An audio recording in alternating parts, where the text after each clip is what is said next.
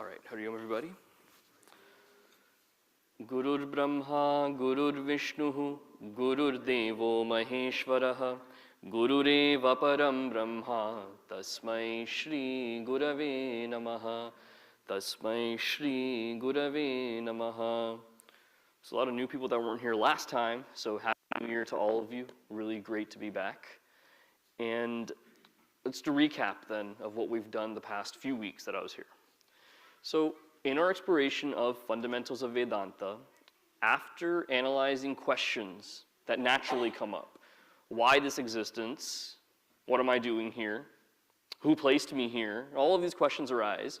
So the framework to answer all of that came in the form of three terms that we explored in depth: Jiva, Jagat, Ishvara.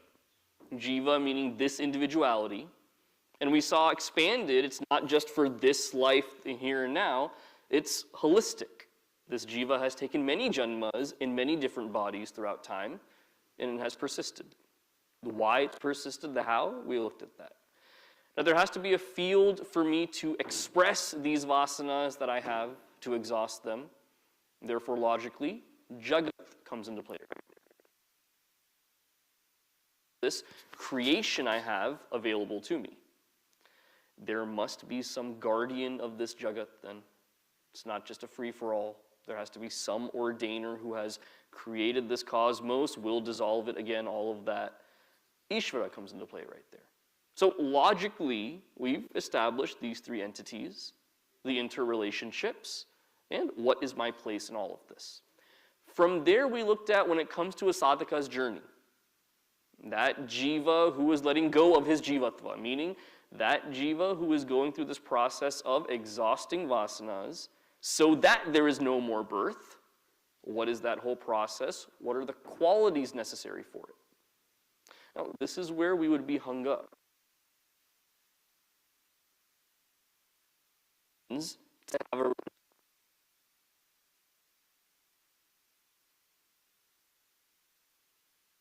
ordained that this is how that relationship should be. That could be a natural limitation that could arise. But when we look at Sanatana Dharma, it's not some gatekeeping religion that's keeping me out or that I have to be qualified to a certain extent. That's not what it's saying. It's that for success, to let go of this individuality, certain qualities must be cultivated to get there. Shama and Dhamma, control of my sense organs, control of my mind. Shama, Dhamma, Titiksha, having this ability to not do what I want to do at all times. Or that in the pairs of opposites, not getting fluttered by what they are. Shraddha is also there. Faith. In this case, faith in the words of the Shastra, words of the Guru. Samadhanam, single-pointed focus that is there. Uparamaha, desisting from that which I shouldn't do, stepping away from that kind of activity, as outlined in chapter 5 of Gita that we've seen. We went through that whole layer. Now that we've gone through all that, the next layer that we look at today to really round out this whole topic is an interesting one. This whole idea of detachment. And why I'm taking up detachment is it's often misunderstood as a concept, but it's an integral part of this sadhaka's journey. And to present it in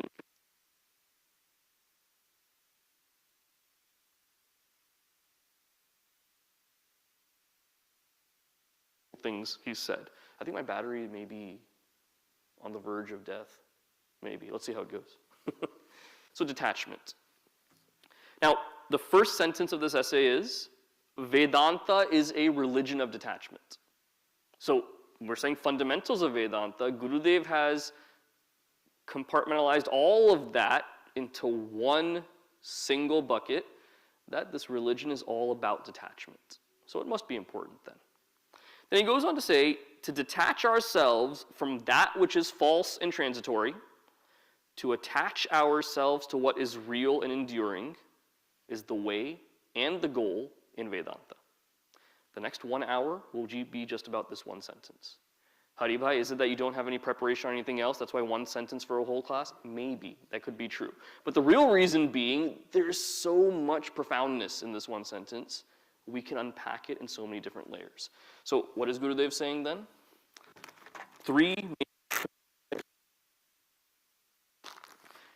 Point being very clearly, first point being clearly that detachment means detach from that which is false and transitory. Simple sounding words, but they're quite deep. To attach ourselves to what is real and enduring. Attach to the real,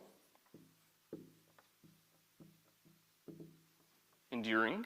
And he concludes that part by saying, this whole detachment is the way and the goal of Vedanta. It's the first thing he says. Detach from that which... Before we get to the detached part, let's define what is false and transitory. According to the Hindu Shastra, and we can find this indicative in Srimad Bhagavad Gita, 2nd chapter, the 16th shloka, the definition of real, as opposed to unreal, is that which is present in all periods of time. Periods of time is what? Friday, Saturday, Sunday? Past, present, and future. Those are the three periods of time. So there is no time where this thing did not exist. It is clearly present now. No time in the future where it will not exist. Easy enough definition? Simple?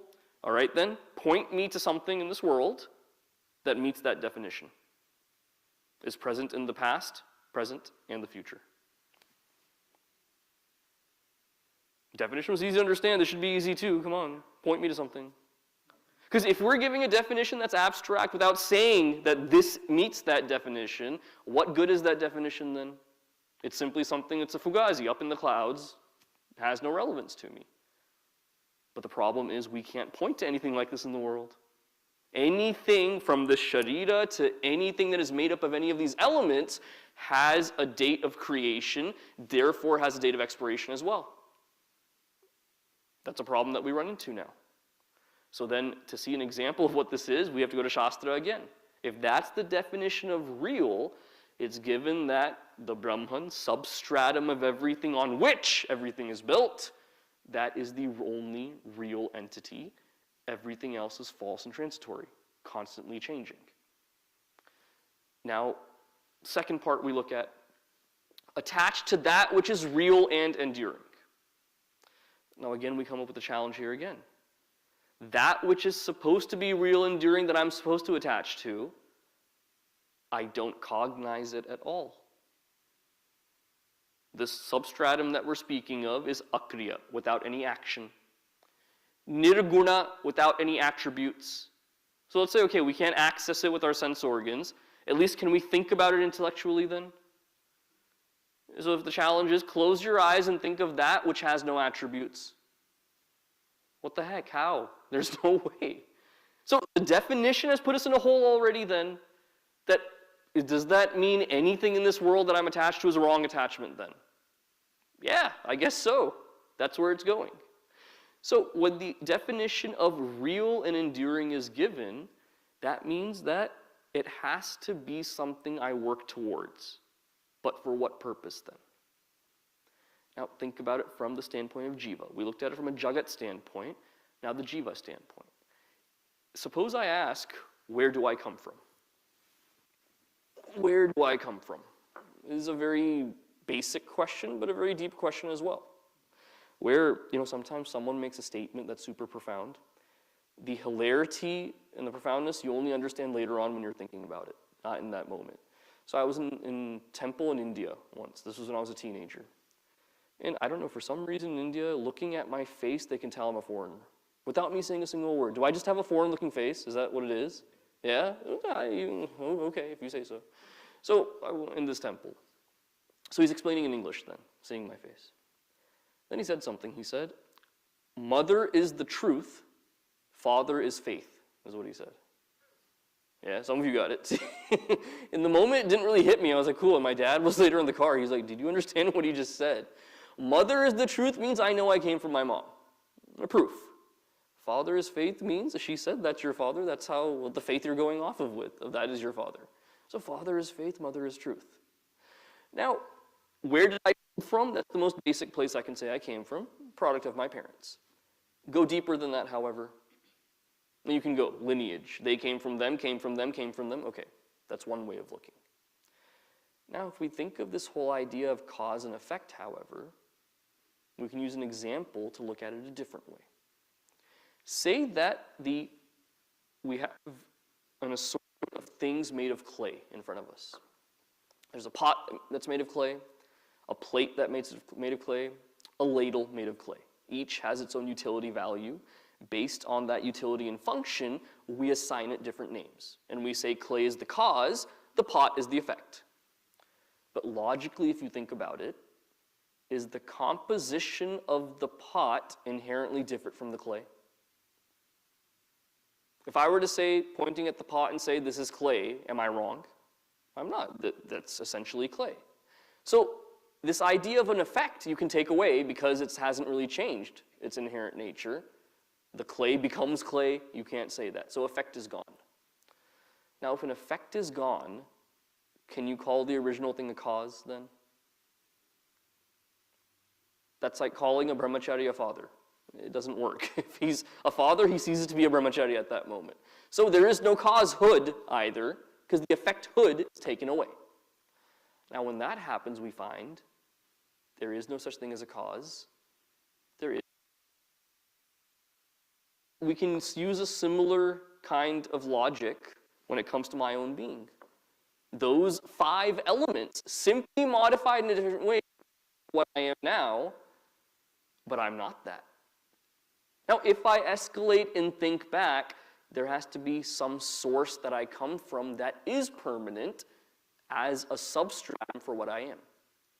How do we take that logic? When you're at home and you see on the kitchen wall of any person that has kids, young kids, don't you see those little tick marks as it goes up, showing the height and how they rise?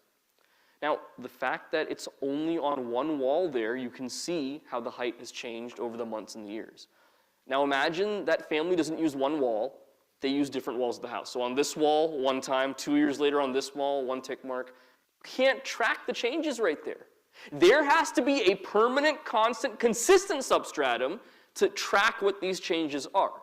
Similarly, as I go through all these changes, I see all these changes around me, all this transience must be backed up by one consistent substratum that's there. That's say there's change, because relative to that change, there is one permanent entity.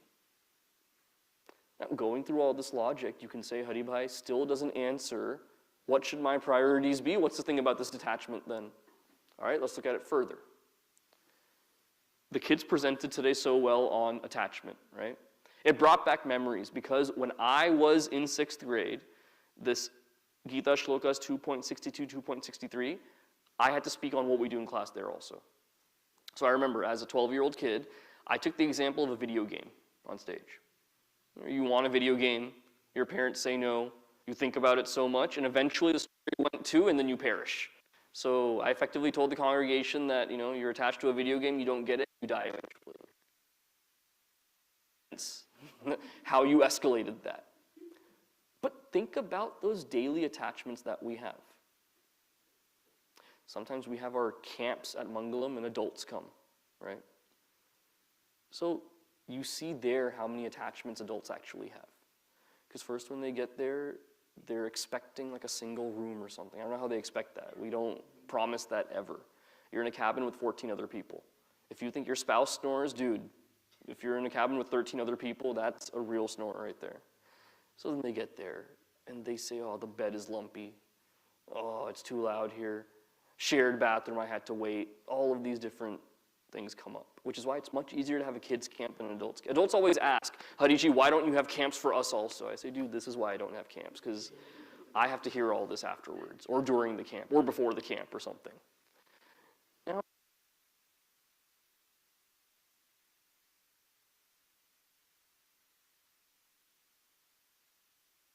level, I'm not attached to all these things, I'm beyond all. But my ideas should be accepted. People should listen to me. People should do as I say. That's an expectation. Now, you're all parents. Let's make it real now. Looking at attachment from a parent's perspective. I ran this exercise with you guys before, sometime last year, where we talked about the range of influence and things, but some of you have forgotten, thankfully, so I can repeat it again in a different context. There was a time where you chose what your kids ate, what they wore, who they were friends with, all of these things, right? Until what age did that last? Not of you, of the kid. Until what age of the kid did that last, where you chose all these things? 8 or 9? You're lucky, man. You're really lucky. You have good kids then. 7 or so? Like, how old were they the first time they pushed the plate away and said, I'm not eating this? 1, 2? Good God. I'm sorry. Let's say 4 or 5. Before, I don't want to hang out with that kid, or I have to wear this pink shirt again. That starts around 4 or 5. Until then, you are in control completely. Second level of influence, they no longer have you control, but because you said it, they will begrudgingly follow it because you know you're in charge of the finances, of the situation, all of this. Because my mom said it, I'll do it. I don't like it. How long does that last after the age of 4 or 5?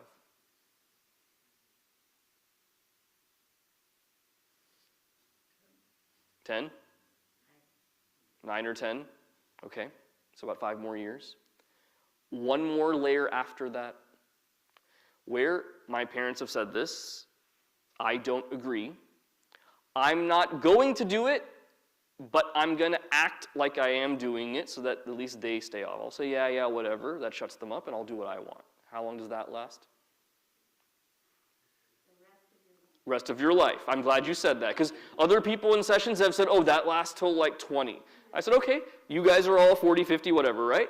When your parents tell you to do stuff from across the country, and the world maybe, don't you say, yeah, and then you don't do it anyway?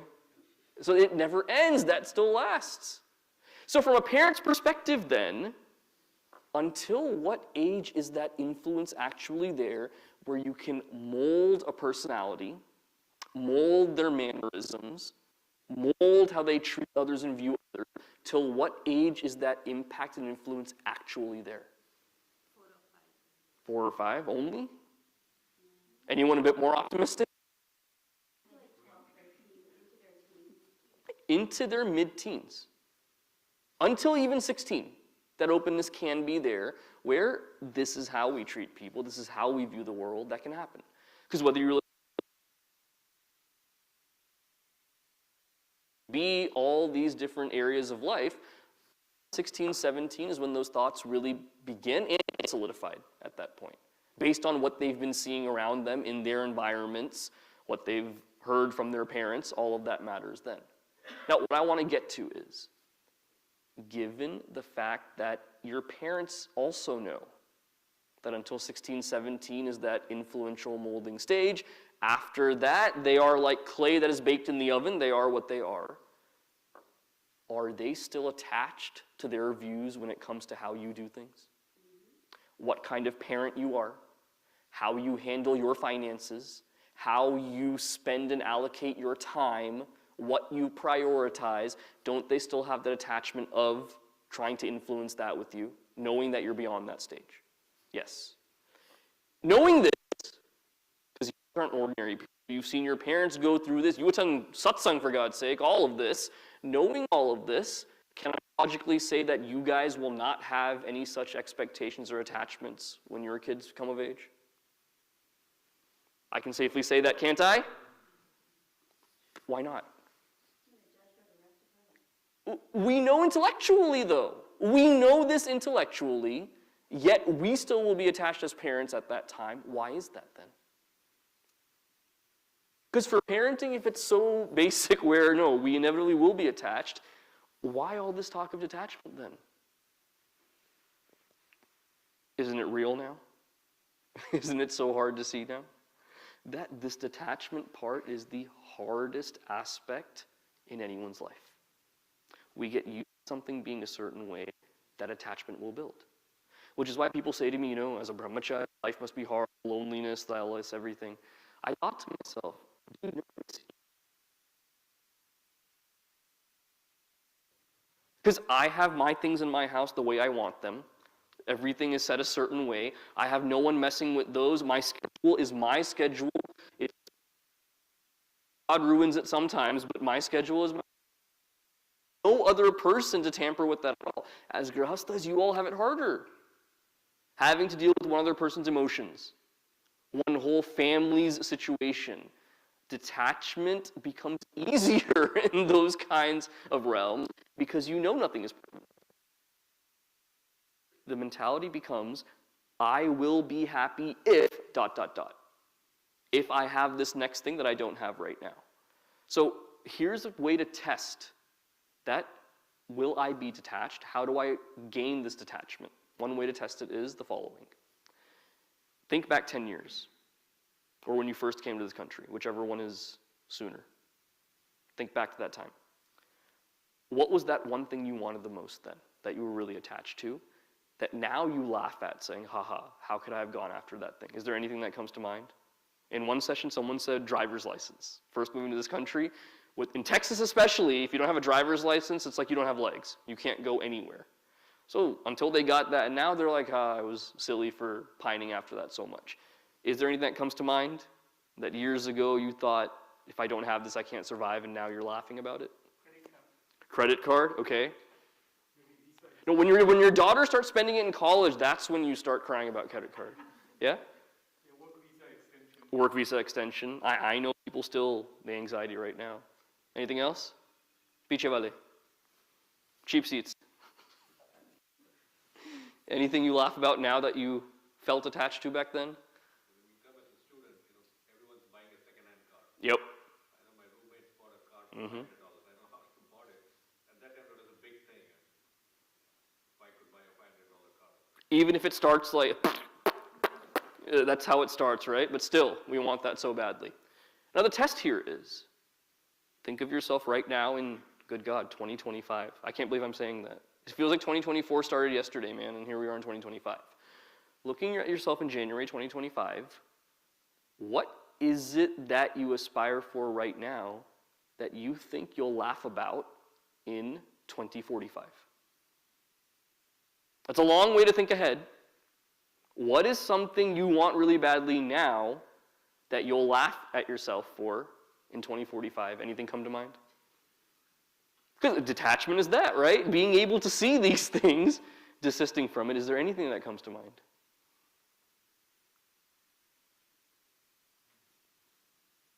Maybe promotion at work. Promotion at work? You don't think it'll matter in the long run at that time? Stocks that you're holding. Yeah. I mean, if they depreciate, yeah. Because I asked the kids this question a year ago when I did this workshop with them. They were all like retirement funds, this and that. That's what we're attached to. We want that. These are like 30-year-olds. And I said, dude, with our generation, there is no Medicare or Social Security for us. That stuff's going to go bankrupt by the time we're eligible for that. So there's no reason to be attached to it. Anything else attached to that you'll laugh about later?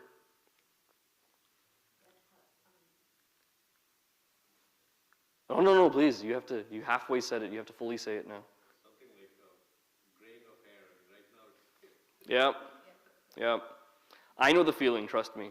At the age of 32, I know the feeling. So things like that, yeah, vanity even, that goes out the window eventually also. So that's the situation. When it comes to what I've been attached to in the past and I can laugh about now, so many things come up to mind. When I want to think, what am I attached to now that I will feel is foolish later on, it's really hard to come up with that. Because I don't think about detachment often. Because where in my life, in my whole educative process, whether it's from parents, whether it's from school systems, anywhere, have I learned that detachment is a valuable attribute to have? When? In our capitalistic society today, we are taught that having more is always the way to go. And if you had a kid, really imagine this for a second. Your kid comes up to you and says, look, at the end of the day, I know that promotions and all of these things don't make me happy. I'm going to aim straight for middle management, spend my life in middle management. What would you say to your own kid? We would be shocked, wouldn't we?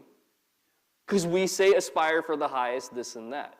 Now, which is why people, after coming to this kind of a logical scheme, say this whole detachment thing given in Vedanta is impractical.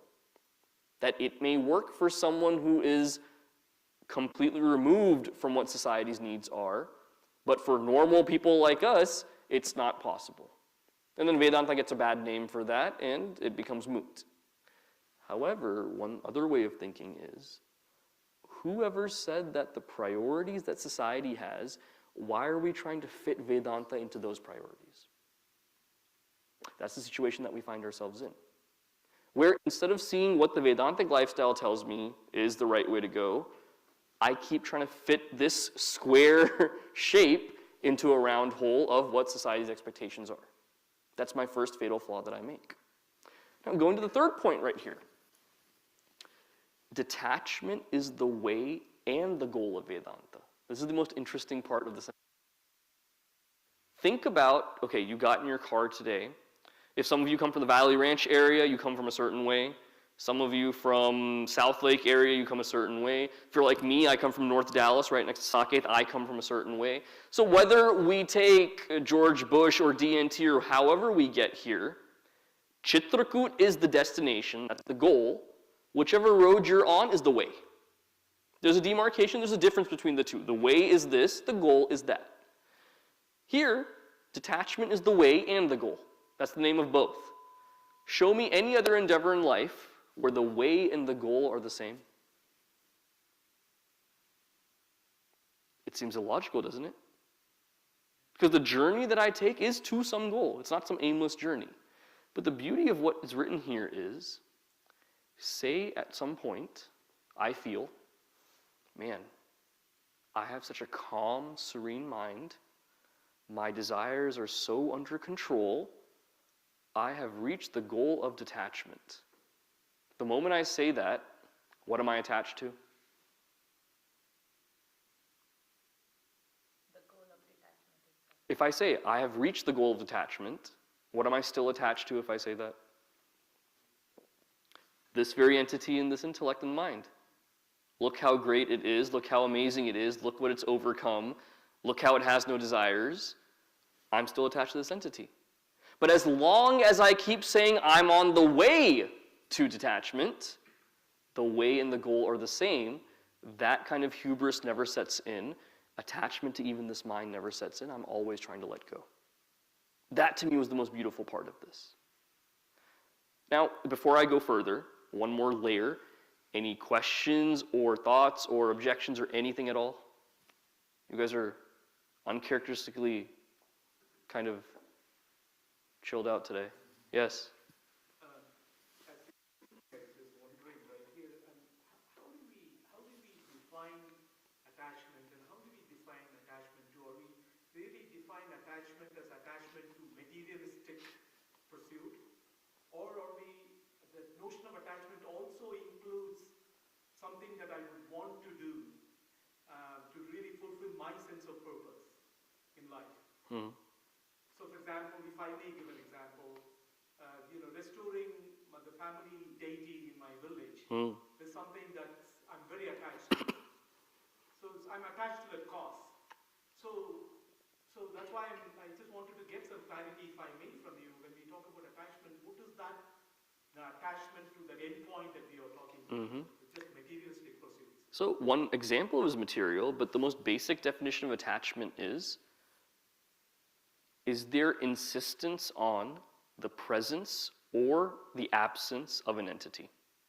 Meaning, with the presence or absence of any entity, whether that be a thought, a materialistic object, it can be an emotion, whatever it is, how much does that presence or absence disturb me? So expectation falls into that whole scheme. this idea of praying for something and wanting it falls into it, all encompassing with desire in that way. Presence or absence of an entity, a person, a tangible object, an emotion, an experience, how does that affect me? And if it causes a disturbance, that means an attachment is there. Because the harbinger of attachment is expectation, right? So the biggest attachment, I'd say, looking at families and talking to our congregation, is attachment to a certain outcome. That I have done everything right, I've worked honestly, yet I didn't get the returns that I thought I would get. I've raised my children so faithfully, instilling values into them, teaching them to live the right way, and here they are making decisions that are not aligned with that value system at all. Where the expectation is there, outcome is different, the whole journey to get there has been proper in the eyes of the person. Why is it turning out this way? Seems to be the biggest attachment. And materialism, yeah, we can point to it and say, oh, that's something that's plaguing society. We want more houses, cars, all of these things. It's really an attachment to safety at that point. Attachment to that security, attachment to that safety, and how that grows. Now, the last part to look at today, after we've analyzed these three aspects, is how do I know that I am detached from something? How do I know I'm detached from something? You said the presence or absence Mm-hmm. So what's an example of something that the presence or absence of that thing, when do I experience that? So it's a little bit confusing, right? You said like it's the way and it's also the destination. Mm-hmm. It's like a perpetual motion. That's why I'm asking. That's why I'm asking. How do you know? Because it's the way and the destination. Then Seems like you'll never get there. You're just constantly. you never get there. That's like I've done some reading on different rehab programs and things, just checking for people. So when it comes to alcoholism, for instance, like the 12-step programs and everything, they never say that the person is cured of alcohol. Even when they've been sober for 3-4 decades or so, it's still, I am an alcoholic is the moniker they give themselves. Saying that, you're always in recovery kind of thing. So is detachment the same way? Am I always in recovery from attachment? Am I never getting there? What do y'all believe?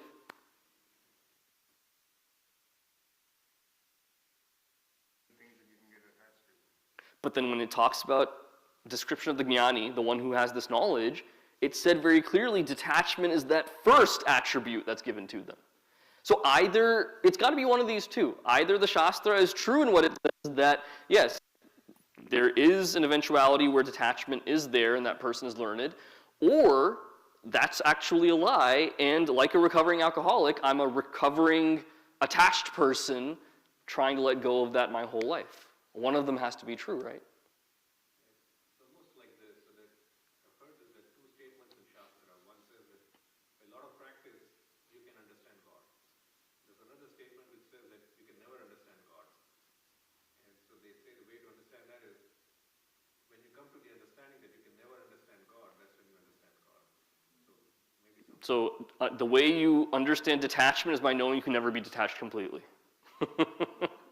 So there's two ways to look at this. Yes? How about disentangling oneself from the outcome? Okay. That's one basic tenet of karma yoga. Action done with the intention of karma yoga, one basic part of it is not looking for the outcome, simply doing the work as duty. That's the way I go about it. That's one step to detachment then. That's one journey in the process. Now when it comes to the actual experience of knowing, am I detached or not, one basic way, like you said, is again, in the absence of that object or presence of that object, what is my mental state? What's my equanimity in that position? One way of looking at it. An even deeper way of looking at it is, do I even see myself as an entity that is capable of being attached or detached from anything? The moment I admit to myself, I am this jiva, I am this Hari Chaitanya cloud in yellow with these likes and dislikes and everything, there's no scope for saying this entity is detached. This entity persists and exists simply because of attachment. Stepping away from it completely and saying, this body, this mind, this intellect, none of these entities are me, none of these entities have a sway over me. Whatever oscillations they go through is the equipment's oscillations. I'm completely away from that. When it comes to gas, filling up on your gas tank, for instance, you're not doing it for you. You're doing it for your car so that it takes you to your destination. And there, you know how you know that someone's never filled up gas in their life? You can know by certain ways. Like not even knowing how to do it is one thing. There was a girl, one of our good friends, family friends. I think her dad and her boyfriend were the ones that would always fill up her gas tank.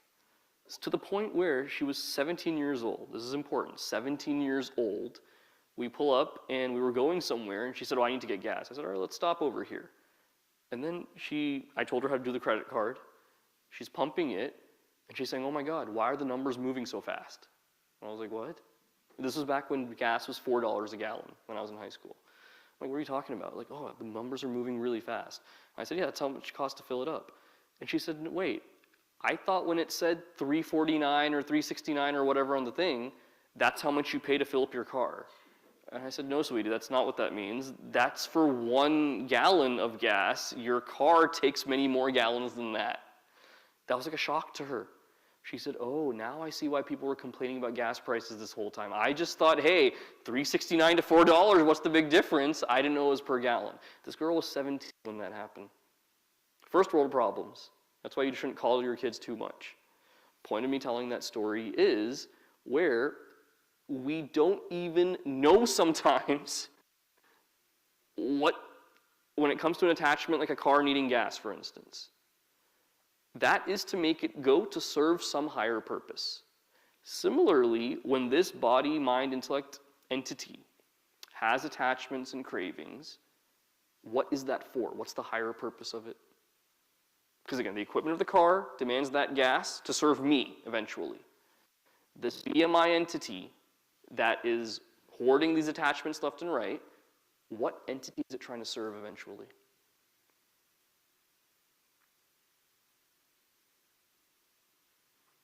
Is it serving any entity? Because at the end of the day, I want my own happiness. That's why I desire things. That's why I find myself attached to things. But it goes in different layers. The most basic layer is for this body. Good food, good clothes to wear, good perfume to wear, looking good with a nice haircut. If you're like me, you no haircut, whatever it is, you want these things at the body level. A little bit more mature than that, it's not just for the body. I want something that will emotionally sustain me. A good friendship where I find value in it. Good companionship from a person. Something like a good piece of music. A beautiful film. These are things that stimulate me emotionally to satiate me that way. Even more subtle than that is that intellectual appreciation, where it's understanding a complex problem, a challenge of doing some work that is intellectual in nature, having that achieved. That's a big high and thrill for some people. There are some people that have told me, we come to Vedantic lectures, we don't believe in anything, but it makes us think in a certain way. That intellectual precision is something we enjoy, those kind of gymnastics. So different layers are for different parts of the personality. Now, we understand false and transitory is this BMI. There's an entity beyond that intellect also. What is my true nature? Am I doing anything for the happiness of that entity?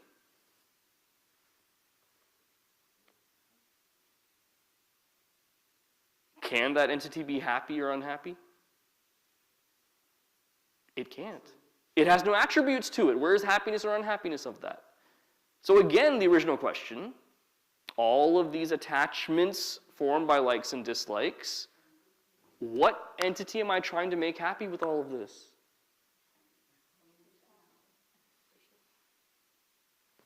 Which entity?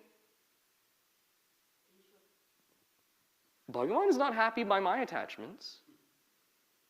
I bother Bhagavan with my attachments. Prabhu, give me this. God, give me that. I'm bugging him with all of this. There is no happiness felt by Ishvara with my attachments. Atma's attachment to the body. Because the question then, the better question to ask than what I've asked just now is, who is this enjoyer in the first place that I'm doing all these things for? Now the answer Shastra gives us is a mind bender here. I love the answer it gives. That there's two options we can go with. Either that enjoyer is this individuality, jiva, ahankara, whatever label you want to give it, this BMI assemblage is one entity that's experiencing happiness, or it is that substratum, that atma, underlying everything.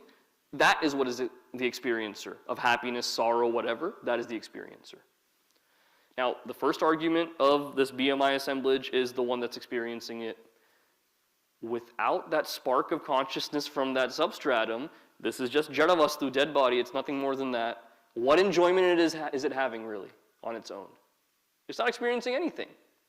Okay, then my answer is Atma is the one that's enjoying experiencing. You're telling me that which has no attributes, which has no action, which has no thought associated, what is it going to enjoy? But there is an enjoyer, isn't it? It's the combination of both of them. That this entity that is false and transitory with this entire Namarupa, in that unholy matrimony, as Gurudev says, with that which is real and enduring, that substratum, that put together is what makes enjoyership having that experience. Now, one more layer further, this is the real kicker right here. There are no such things as two entities. There's only one real entity. Based on that logic, this transitory BMI is false. You can fake though, take it out. What remains only is that Atma. It can't experience. Therefore, experiencership completely is false. There is no experiencership. So whether I say this entity is attached or detached, the fact that this entity is false means the idea of attachment or detachment is completely false as well at the end of the day. Now that we have this explanation, doesn't it solve this conundrum that we find ourselves in of way and the goal, that whole paradox right there? Vedanta takes us to that highest level right there. Now that this has been understood, what matters the most in any kind of discussion in fundamentals of Vedanta is what standpoint are we speaking from? If I'm speaking from the standpoint that I am this jiva right here, and I'm saying I must be completely actionless, absolutely no desire, that is impossible to have. The very fact that my stomach rumbles every morning means desire is inherent to this entity right here. There's no way around it. At the same time, I cannot talk from that highest standpoint and say, I'm praying that my Atma attains peace right now. That's not Atma is not something that attains peace or does not attain peace. It's completely removed from that. So we have to know which standpoint are we coming from in all of this. Any questions at this point? Any objections at this point? No, but don't you Yes. also need the BMI to also detach? Maybe Best example for that Gurudev gives is the idea of a pole vaulter. Pole vaulting is one of the funnest sports to watch, most fun sports to watch in the Olympics. They run with this giant, 7-foot pole, plant it in the ground, jump, and then you have to jump over that bar that's there. Now imagine you're running with that. The skill is not about how high you can jump. That's a misnomer. Not about how. The skill level comes in, when do I let go of that pole? If I let go of it too soon, I don't clear the bar. If I clear the bar and I'm still holding on to it, I fall on top of that bar because I'm holding on. The right thing is, when do I let go at the right moment? That is the real trick of the whole thing. That's how the winners win.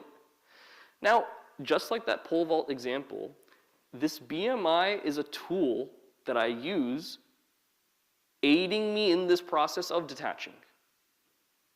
Intellect is used for that. However, if I love this intellect so much and I get attached to it, then I've defeated the whole purpose of it. It's like the person that wanted to sell his car, but he had 200,000 miles on his car, and no one's going to buy it if it has 200,000 miles. It's not going to serve them much longer. So he had one friend who was really brilliant, twisted but brilliant. He said, we can go in your car, get to the odometer, and dial it back so it looks like you only have 50,000 miles, and you can sell the car. So the guy did it. He went in, tinkered with it, and got it back to 50,000. He said, okay, now you can go sell the car. He said, why would I sell the car, man? It has 50,000 miles on it. That's all it has. He forgets that way.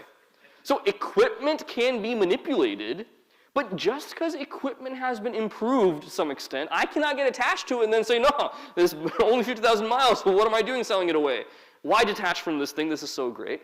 That's that sattvic ego that arises. So the trick in this whole thing is, yes, BMI is used as a tool, But knowing that once it is optimal, using that optimal tool to detach and not being attached to the very tool that did that in the first place. Or if you're to drive your vehicle somewhere, you leave the vehicle and you come inside. It's not that I'm abandoning this vehicle, it's served me so well.